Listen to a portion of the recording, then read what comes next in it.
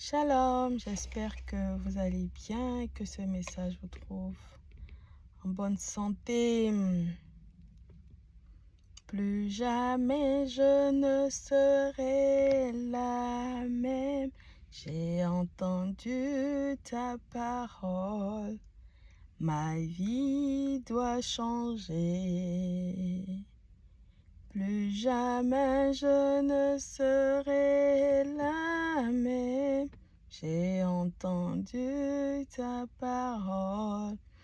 Ma vie va changer. Plus jamais je ne serai la même. J'ai entendu ta parole. Ma vie a changé. Amen. Je prie que la vie de quelqu'un qui entend cette parole change dans le nom de Jésus. Je prie qu'il y ait un avant et un après dans la vie de toute personne qui entendra cette parole. Je prie que Dieu visite fortement toute personne qui entendra cette parole et que la pierre et que la force qui a roulé la pierre du tombeau pour que le Christ sorte vivant et victorieux et vainqueur, cette force-là même roule toutes les pierres de nos vies afin que nous puissions nous relever de nos lieux de chute, nous puissions nous relever de la lamentation, nous puissions nous relever de tout ce qui était mort afin que la vie Zoé puisse rejaillir en nous. Joyeuse fête de Pâques. Nous sommes toujours dans l'octave pascale. Pâques, ce n'est pas que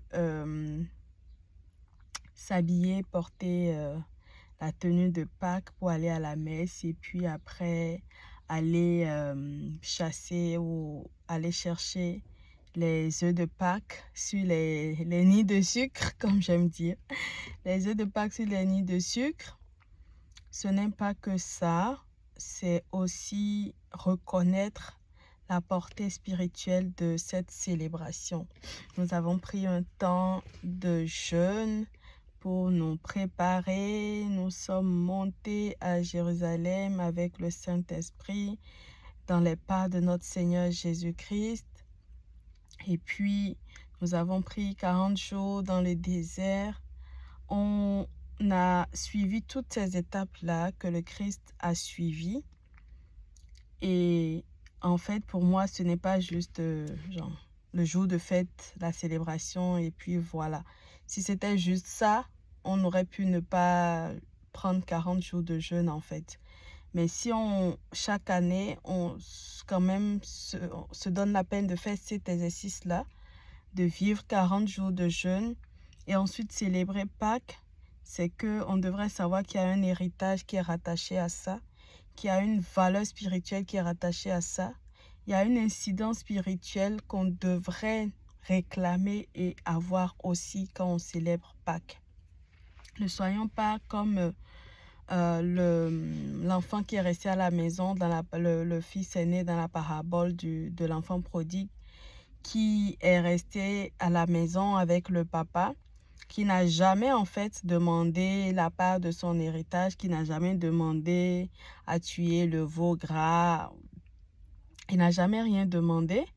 Et puis quand l'autre arrive et que le papa tue le meilleur veau pour célébrer l'enfant qui est revenu, le fils aîné qui était à la maison dit, mais moi j'étais avec toi tout ce temps et tout. Et le papa qui va lui dire, mais c'est tout ce qui est à moi et à toi. Toi, tu es là avec moi. Tu as droit en fait. Tu as droit. Tu ne l'as juste pas demandé. Tu me dis, ah papa, j'ai des amis qui arrivent, je veux tuer tel animal, voilà. Et tu le fais en fait. C'est un droit, mais tu ne l'as pas réclamé. L'animal ne va pas se tuer tout seul ou bien le personnel ne va pas spontanément se lever et puis tuer l'animal pour toi si toi, tu n'as pas réclamé ce droit que tu as en tant que fils sur cet animal. Donc, si nous ne réclamons pas les droits qui nous reviennent, si nous ne réclamons pas la valeur spirituelle de la résurrection dans nos vies. On va célébrer Pâques, il est vivant, il est ressuscité, alléluia, alléluia. Et rien ne va changer dans nos vies en fait. On va juste continuer à nos habitudes, continuer à trimer là où tout est déjà accompli en fait. Et qu'on a juste à le proclamer, on a juste à le déclarer.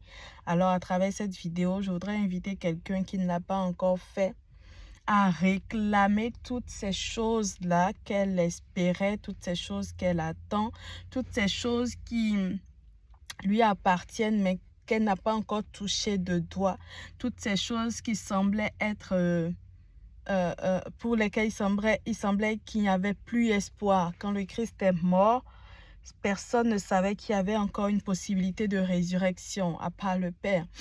Et quand la première Marie-Madeleine qui va et qui réalise que la pierre a été roulée et qui dit « Ils ont pris le sauveur, ils ont volé mon maître », c'est parce que la Bible dit qu'elle est partie pendant qu'il faisait encore nuit.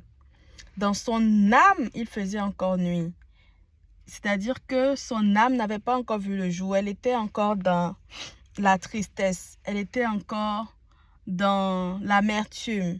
Elle était encore dans les plaintes. On a appris le Christ est mort, ce maître qu'on a suivi, celui qui nous a donné espoir, celui à qui on s'accrochait, on se disait que demain sera meilleur. C'est-à-dire que tu as l'impression que tous tes espoirs, tout ce à quoi tu t'accrochais en fait, tu viens de tout perdre et tu es dans cet état de désolation-là. Sauf que quand elle revient au tombeau, à ce moment-là, et que elle voit que la pierre est roulée. En fait, le Christ est déjà ressuscité. Mais comme il y avait encore l'amertume dans son cœur, comme il y avait encore la tristesse dans son cœur, elle n'entre pas dans la révélation de ce qui se passe. Right? C'est comme ça, en fait, qu'elle ne capte pas qu'en vrai, Christ n'est plus sous la terre, Christ est déjà ressuscité, il est vivant. Donc, l'état d'esprit dans lequel elle était à ce moment-là fait qu'elle n'entre pas dans la révélation de ce qui s'est passé.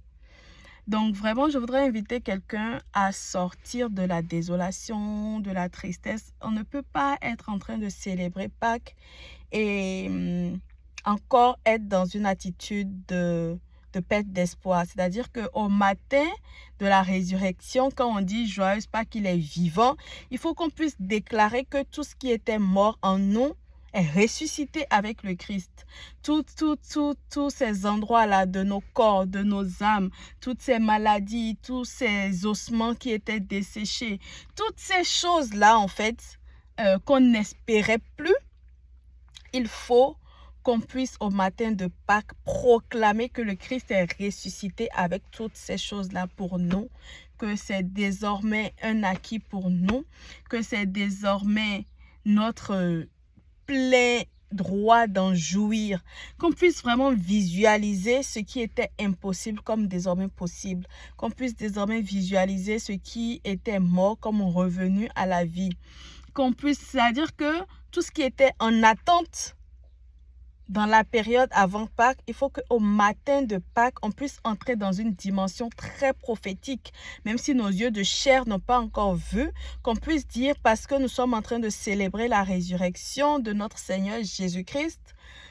toutes ces choses-là auxquelles je ne croyais plus, toutes ces promesses de Dieu dans ma vie, auxquelles je ne croyais plus parce que tout autour de moi semble indiquer que c'est mort, que ça pue même déjà, parce que nous célébrons la résurrection de notre Seigneur Jésus-Christ. Le Christ est ressuscité avec toutes ces choses-là. Et que, c'est-à-dire qu'il faut qu'il y ait un nouvel espoir qui naisse à Pâques, en fait. Il ne faut pas qu'on célèbre Pâques et puis après on retourne dans dans le train-train, dans le découragement, dans tu fais pour les autres, à quel moment tu vas faire pour moi? Non, non, non, non. Cet état d'esprit-là ne va pas du tout avec la résurrection. Cet état d'esprit-là, c'est un peu comme si tu es venu au tombeau, tu as vu que la pierre a été roulée, mais parce qu'il y a cette amertume dans ton cœur, il y a cette tristesse, cette désolation, tu n'as pas capté que le Christ était déjà ressuscité. Alors je prie véritablement que nous puissions prendre réellement conscience de ce que la résurrection, la célébration de la résurrection du Christ est un nouvel espoir que Dieu nous donne. Dieu nous dit ce n'est pas encore fini. La force qui a roulé la pierre du tombeau est encore à l'œuvre et cette force-là est à l'œuvre dans ta vie aussi, dans le nom de Jésus. Amen.